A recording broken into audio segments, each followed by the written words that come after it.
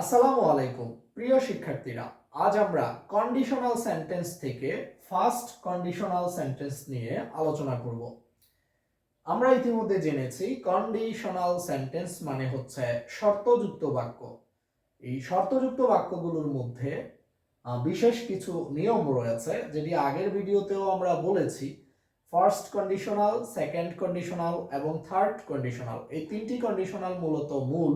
এছাড়াও zero conditional নামে আরো একটি কন্ডিশনাল থাকতে পারে, সেগুলো নিয়ে আমরা বিস্তারিত আলোচনা করব। তবে আজকের topic first conditional sentence. First conditional সেন্টেন্সটি হচ্ছে এইরকম যে ইফ যুক্ত যেই ক্লোজটি থাকবে, আমরা কন্ডিশনাল সেন্টেন্স সম্পর্কিত যেই তথ্যগুলো জানবো আমাদের পরীক্ষার মধ্যে এরকম একটি অংশ দেওয়া থাকবে, আমাদের বাকি অংশটুকু পূরণ করতে হবে এবং অবশ্যই সেখানে একটি ক্লোজ ব্যবহার করতে হবে। কি ব্যবহার করতে হবে? ক্লোজ। ক্লোজ মানে হচ্ছে সাবজেক্ট থাকবে, ভার্ব থাকবে এবং এরপর বাকি অংশ অবজেক্ট সহ বাকি অংশ থাকতে পারে, নাও থাকতে পারে, তবে সাবজেক্ট এবং ভার্ব এটি ক্লোজের মূল বৈশিষ্ট্য। তো ফার্স্ট কন্ডিশনালের মূল গঠনটি আমরা আগে জেনে নিতে হবে। সেটি হচ্ছে কি রকম, ইফ এর পর অর্থাৎ ইফ যুক্ত ক্লোজটি যদি প্রেজেন্ট ইনডিফিনিট টেন্সে থাকে, পরের যে ক্লোজটি হবে সেটি ফিউচার ইনডিফিনিট, আমরা সিম্পল ফিউচারও বলতে পারি, ফিউচার ইনডিফিনিট টেন্সে করতে হবে। জাস্ট এটুকু জানলেই ক্লিয়ার। আমরা একটু দেখি ফিউচার ইনডিফিনিট টেন্সের গঠন হচ্ছে, প্রথমে একটি সাবজেক্ট থাকবে, এরপর শেল অথবা উইল ব্যবহার করতে হবে, এরপর মূল ভার্বের বেস ফর্ম অথবা আমরা প্রেজেন্ট ফর্মও বলে থাকি ব্যবহার করতে হবে। ইফ ইট রেইনস, যদি বৃষ্টি হয়, আমাদেরকে ক্রিয়েটিভ পাওয়ার অর্থাৎ সৃজনশীল ক্ষমতা সাজিয়ে বুঝতে হবে বা ক্ষমতা দ্বারা বুঝতে হবে যে যদি বৃষ্টি হয় তাহলে কি হতে পারে।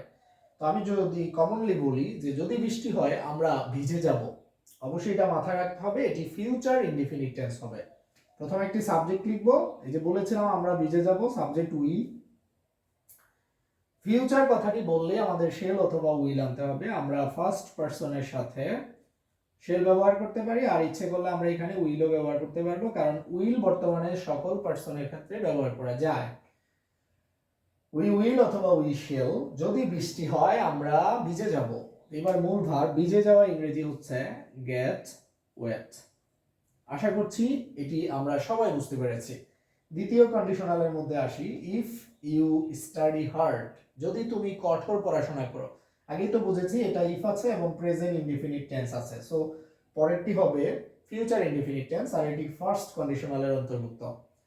সো এখন কি লিখবো, যদি তুমি কঠোর পড়াশোনা করো, তুমি পরীক্ষায় পাশ করবে, আমরা সাবজেক্ট দিয়ে দিব ইউ, এরপর শেল বা উইল থেকে আমরা উইল দিয়ে দিব।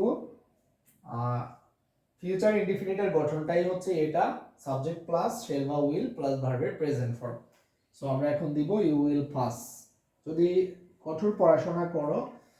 ইফ ইউ স্টাডি হার্ড, যদি তুমি কঠোর পড়াশোনা করো তুমি পাস করবে। আমরা বলতে পারি তুমি পরীক্ষায় পাস করবে, তাহলে আমরা এখানে লিখব ইন দ্য এক্সামিনেশন। আশা করব খুব সুন্দরভাবেই বুঝতে পেরেছো।